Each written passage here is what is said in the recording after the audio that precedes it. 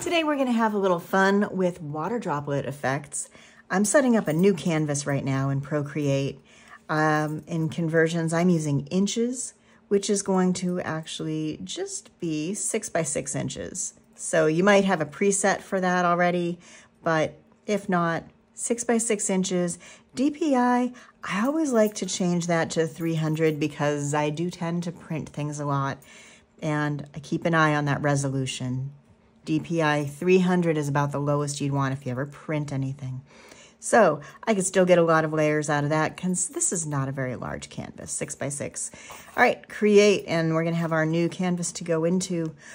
Water droplets, we're really focusing on contrast. So it's gonna be highlights and shadows and midtones. We're gonna work in grayscale for the first part of this exercise, actually for most of it, but we will bring in some color in the second part. 6 by 6 canvas. The other tool you're going to be using is within the calligraphy brush library of Procreate, monoline. That ships standard with Procreate, so you have a monoline brush. Choose that one.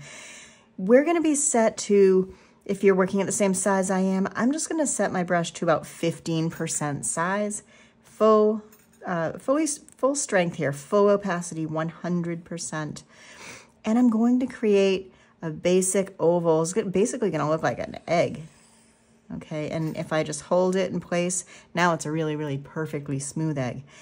And with my arrow tool, I'm just going to move that over to here, kind of center it a little bit.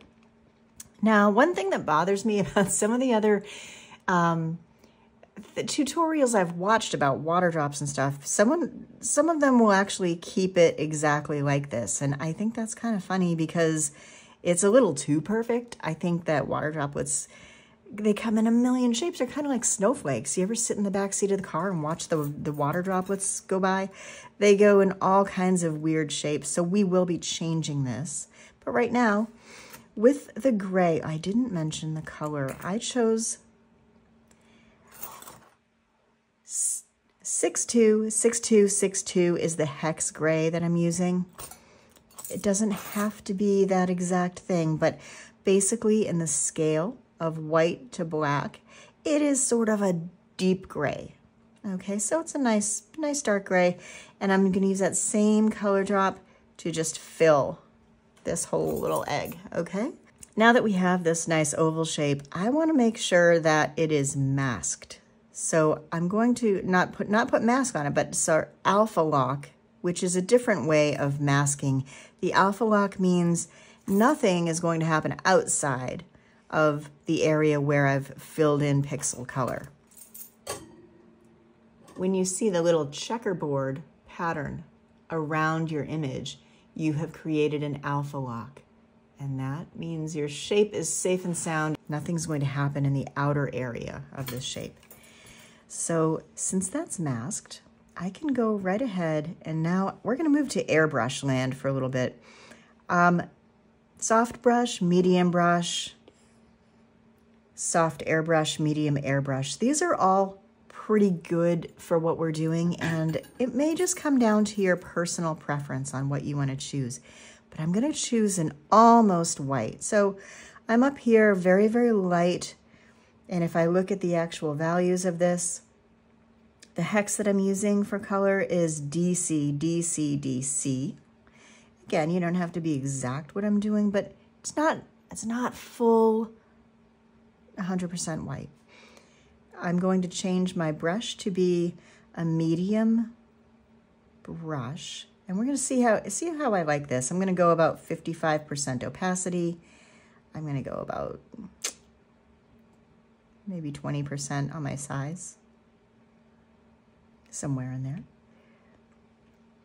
And I'm just actually going to brush in a little highlight down below here.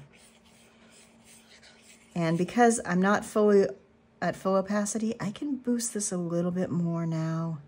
Bring my size down a little. I'm just gonna touch that just a little touch more. Good, good, good. And now, up on the top part, I'm gonna go darker. And again, it doesn't have to be anything. It's not black, it's gonna be almost black, but I'm just gonna come in here and sort of deepen that shadow that's up there, okay? And now I've already created some interesting contrast that's going on in this shape.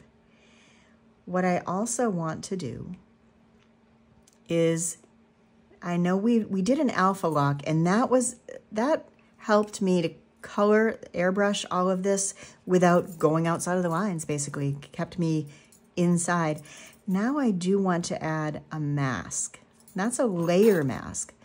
Whatever I do in this layer in black and white is going to affect the opacity down here.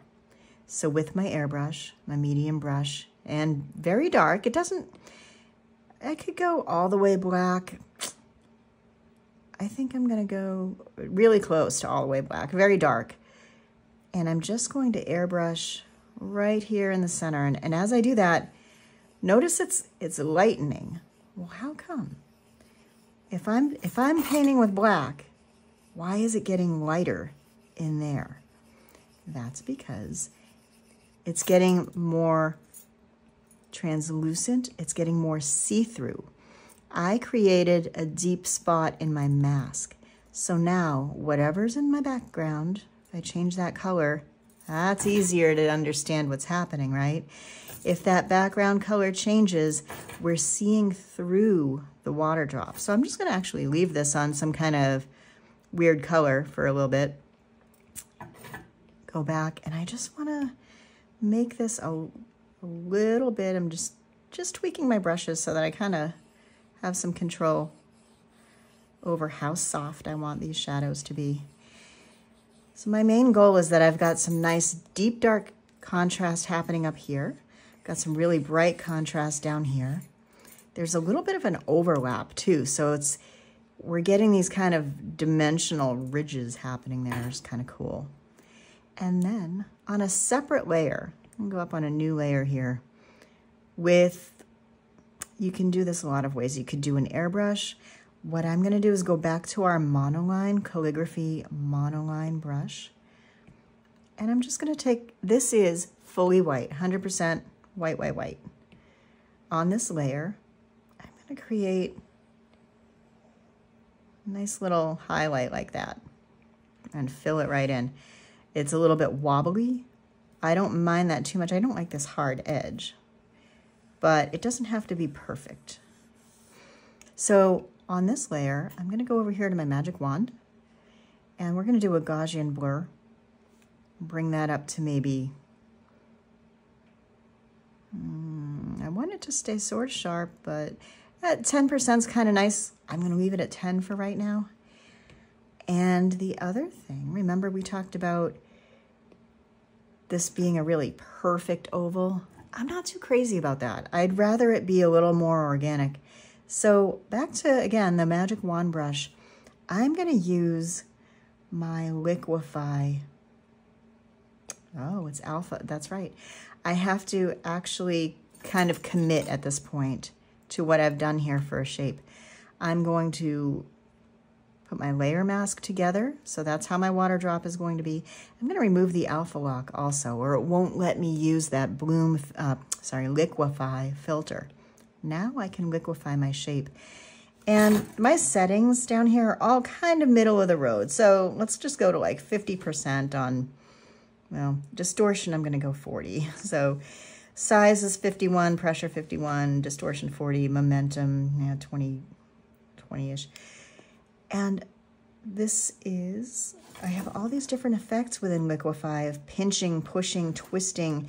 Play around with these. You can do a lot of different things. Right now, I'm just, to have the more control, I'm gonna use the push. So with my Liquify, I'm gonna come in here and just kind of nudge this droplet so that it's got a little more of an organic shape to it, and it's not so computer generated looking. And I want it to kind of match up with this highlight that I've created. So make sure I don't do anything too strange there. But I like having a little wobble to it. I just think it looks a lot more lifelike and organic, but I've already put, oops, do you see that? I got a little bit ridgy in there, so I'm gonna 2-finger tap, undo on a couple of those. I'm gonna up my size so that when I push in here, I don't get those little ridges that I got. There we go. So now I just have a cool drop. I like my little droplet. It's a little weird, a little wonky. And on my highlight, I'm just gonna do the same thing. I'm still, oops, I have to go over. Magic wand, going into liquefy, still pushing. Just wanna kinda move my little blendy highlight. It's making it a little bit skinnier in some places too, which is nice, making it subtle.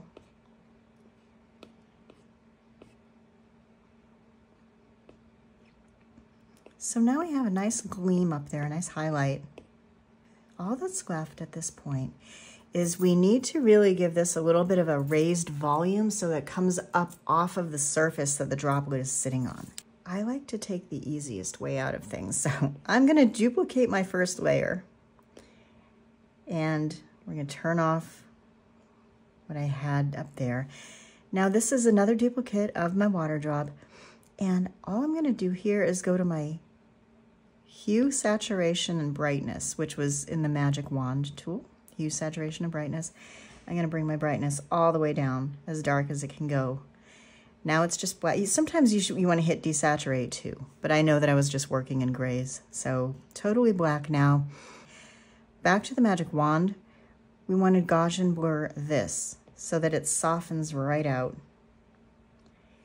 Okay, if I turn my droplet back on, now I have this really nice drop shadow right underneath where the droplet was. I am gonna drop it even more, because if I have a highlight up top, I don't want a big shadow coming out of the top either, just on the bottom. So I'm just shifting that down just a few pixels. With a water droplet, it's a little bit different than if you were just putting a drop shadow under an object. The reason is we have a lot of refracting light going on. So in my shadow, I'm gonna create another layer mask. I do the layer mask because you can always go back and fix things if you don't like how they look. With a little airbrush, I'm actually gonna go down to these smaller, soft airbrushes down bottom. I'm using fully black, make that a little larger.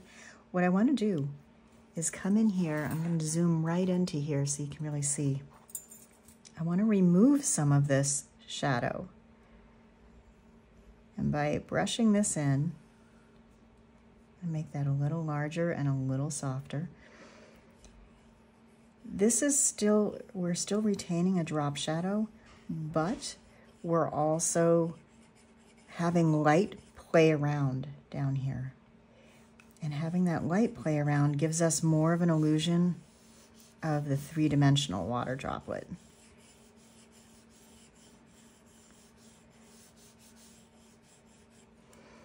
It's a kind of a subtle effect, especially when you start really shrinking things down, but it's a nice one to put in. It really adds to the luminosity of something. So I'm just really kind of, like I said, I do a layer mask in case I want to go back and forth and adjust how much I've taken out of my shadow, how much I'm leaving in. For now, I think that looks pretty good. One last thing that I want to do is go back to my actual droplet on layer 1, and magic wand, you'll notice I do use the Gaussian blur a lot. This one, it's only going to be very, very slight, but I'm going to blur this up to, yeah, I'll go 4% on that. If you do that, you'll notice the edges get just a little softened, a little more organic, not so razor sharp. If that didn't work for you, it's because your alpha lock is still on. Gaussian blur isn't going to do its thing if you have an alpha lock preventing anything from going outside of the edges.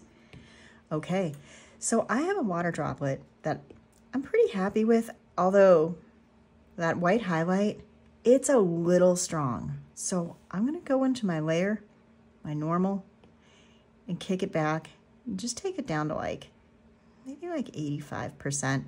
I think that's bright enough. Even the shape of it, I feel like I'm just gonna do a very, very little bit of erasing here just to control that shape just a little bit better. I don't want it to be too blurry. Contrast, again, when you're dealing with water effects, when you're dealing with chrome, metallics, reflection, don't be afraid to do darks and lights right next to each other, side by side by side. That's what gives you that pop and that feeling of volume and dimension. So we've gone here from very dark to very bright to kind of a sort of dark to, you know, very translucent. Whatever's going to be in the background is going to show up through there. I'm going to say this is a cool water drop, and at this point we're going to group it. It's only 4 layers, and to tell you the truth, I'm done with that layer mask, so I'm going to merge those 2 together. Now it's 3 layers, even easier to deal with. To get them all into one group, an easy way is going to be to click on this one, quick right swipe, quick right swipe. Now I have these available to group. There we go, my new group. We have one awesome water drop right here, but we're not done. That was part 1. Let's go to part 2. Duplicate this new group. I'm going to take the first one and just turn it off. What if this was actually on something? It's like a window. You know, we're looking out a window into kind of a rainy day scene. What we're going to do is go over to our wrench tool, add. We're going to insert a photo of a rainy day scene that I have here. I'm going to scale this up. So if we're looking out the window, what you want is for this water droplet to basically reflect and refract all the colors that we're seeing outside this window. And the easiest way to do that is take this new group, this duplicate of our water droplet, and I'm going to go ahead and flatten this so that it is back to just one layer. It's one water droplet. It's going to be a lot smaller. Okay, you take that down, and we want the colors to come through. So the easiest way, work smarter, not harder. This is why we have layer effects. So all we need to do to get this water droplet to have some nice refractionary color and lighting over here is choose our layer effect overlay. And now you can see it barely there, like there's a water droplet on this picture, this image. If you feel like maybe it's not enough, the easy way around that is just duplicate your water droplet. Now, that's really strong, probably too much. So in your layer effects, you go to your overlay for your second layer and just pull that back to where it feels about right. So maybe about 49, 50%. The next image will show you a series of water droplets all created the same way, but it will take a little bit of time, so I'm going to definitely speed draw that for you.